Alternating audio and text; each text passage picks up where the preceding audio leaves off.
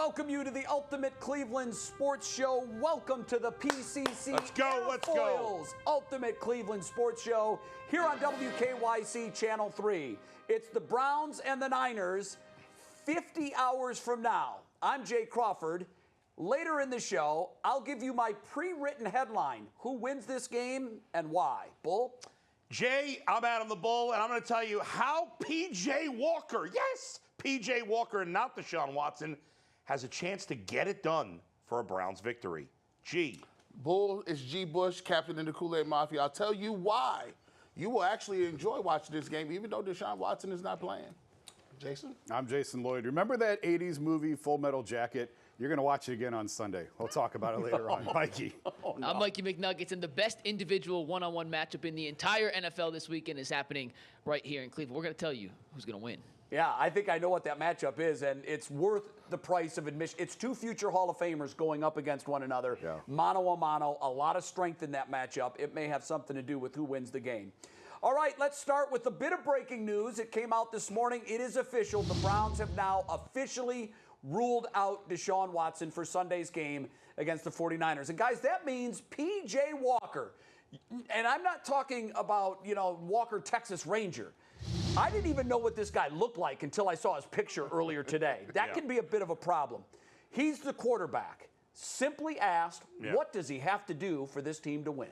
Well, he has to hand off the ball, and then hand off the ball, and then hand off the ball, and then hand off the ball. I mean, that's the only hope. The Browns have to run it well, run it well, and run it often. And if they can't do that, then the offense will have no chance. P.J. Walker has played a few games for Carolina last year.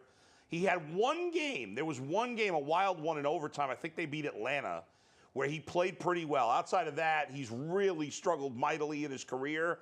But their only way to be successful is to get the running game, because not only does that give them the ability to move the ball and potentially score, it also keeps this great Niners offense off the field. Yeah. Have you seen Kevin Stefanski call a game since he got? When have they ever run the ball and run the ball and run the ball? Well, he's got to do it this week. And that's when they had Nick Chubb. I'm not saying I have confidence that it'll happen. I'm saying he's got to do it this time. You're saying if Bull was the coach. I would be doing it, and I love to pass, but not this week. Well, I agree with that, but also there are going to be opportunities where he has to throw the ball, obviously. Get the ball out on time, on target, and don't turn it over. That's the whole key for me.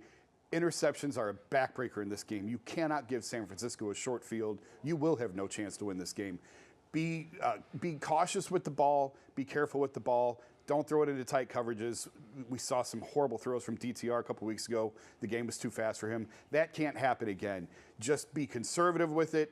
Get it out on time, on target, and take care of it. That's really what you need to get out of him. After watching all 22 last week, a couple weeks ago against the Ravens, DTR missed a lot of wide-open guys on the check down. The release valve guy, David Njoku chipping, helping Jed Wills, is open in the flats, guys. Listen, the running backs that are chipping and blocking, they're open in the flats, guys. Don't look for all the big shots. Don't look for all the big, crazy throws over the middle to Amari Cooper. Hit the check down, give you guys a little opportunity to make some moves, get some yardage after catch, and let's stay within the sticks. No big sacks, no running around, and let's make sure that we can stay in first, second, third, and manageable. That's how you'll be able to compete in this game. They cannot afford to be in situations where the Niners know they're throwing the ball. No. And those situations are a disaster. Well, number one on my list was stay on schedule. Yeah. And so if you're looking at third and anything longer than 8 or 9, just punt. This just punt on third down. You laugh, but it might. If you're 3rd and 17. I hope P.J. Walker can punt the football. Yeah, well, draw play. That's what they're going to do. I mean, at this point, really, if you start thinking about it, once a team, and we see this with Cleveland, once a team knows what you're going to do, they're halfway to beating you. And they're going to know what you're going to do if it's 3rd and longer than 8. You're going to have to drop him back, and they're going to pin their ears back with the NFL's Defensive Player of the Year and Nick Bosa, and they're going to get after this guy. They're going to basically say, to beat us, you're going to have to find receivers with men in your face. So pick up the rush as well as you can on the offensive front. I don't have a lot of confidence they can do that. And also, obviously, the time possession. If they possess the ball 38 minutes to San Francisco's 22, there's a chance. Yeah. You've got to keep this high-powered offense off the field. Quick throws, easy throws, I think Njoku, who we don't know if he'll play or not, initially Mary Kay said this morning, unlikely to play, but the good news is he's practicing right now. Looks like he's going to We don't know about Bitonio either. We don't know about Joel. Which also further weakens the offensive line. You mentioned quick throws. They have to. I mean, P.J. Walker has no ability, and this team has no ability right now Niners are going to throw the ball down the field. Niners are going to put 8 in the box. Right. All day long. And, it's and going to just make dare running him to so beat them with the And pass. this team has struggled to run the ball since Nick went out to begin with. Now they're going to be running against 8 and 9 men fronts. The Ravens ran 9 against them in the box a couple of years ago. It can be done. I fully expect San Francisco to do it again. All right, let's talk There's about... no fear at all from the Niners. No. Right. Like anybody in the Browns offense. Let's talk about Kevin Stefanski, because when he came here, he was kind of looked at as this offensive whiz kid, even though he'd only been the coordinator in Minnesota for 1 year.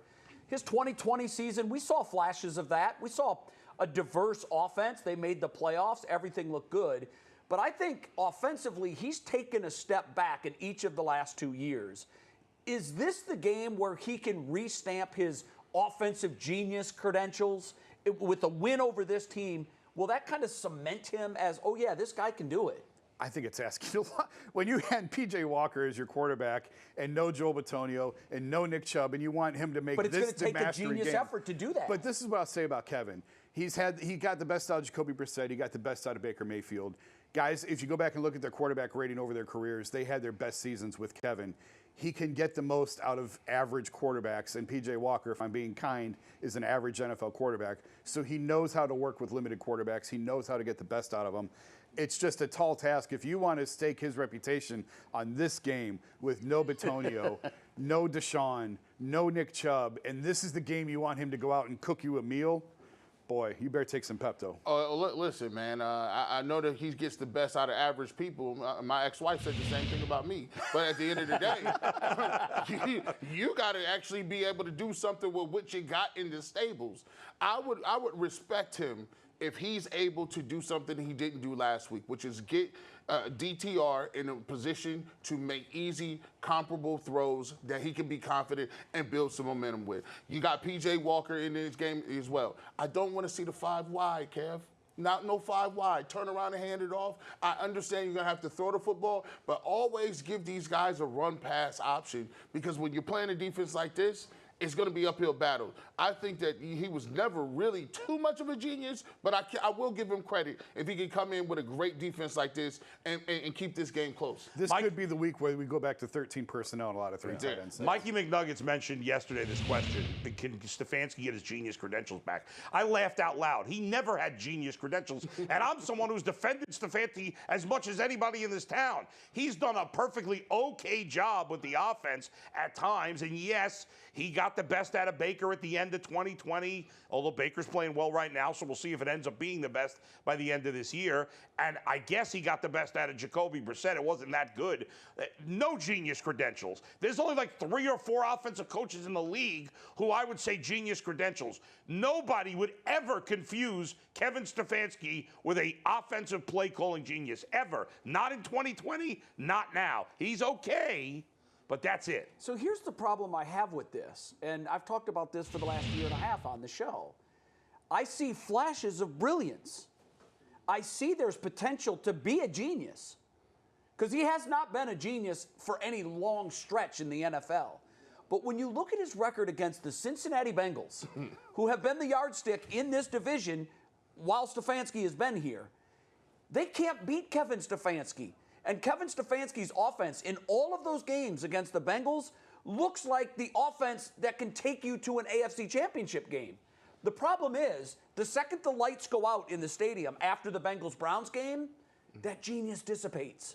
And then we watch him against the Steelers, can't find the end zone. Against the Ravens, forget which way they're going.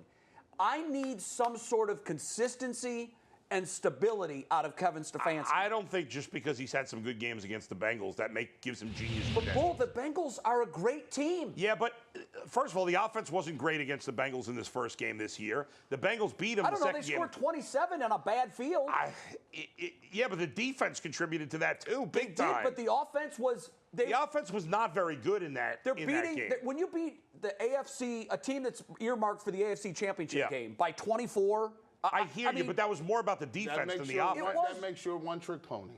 This is what I want to see. What I want to see out of Kevin Stefanski, and we haven't seen it for any stretch, is string a couple of games in a row together. In his first season in 2020, they won 4 in a row twice.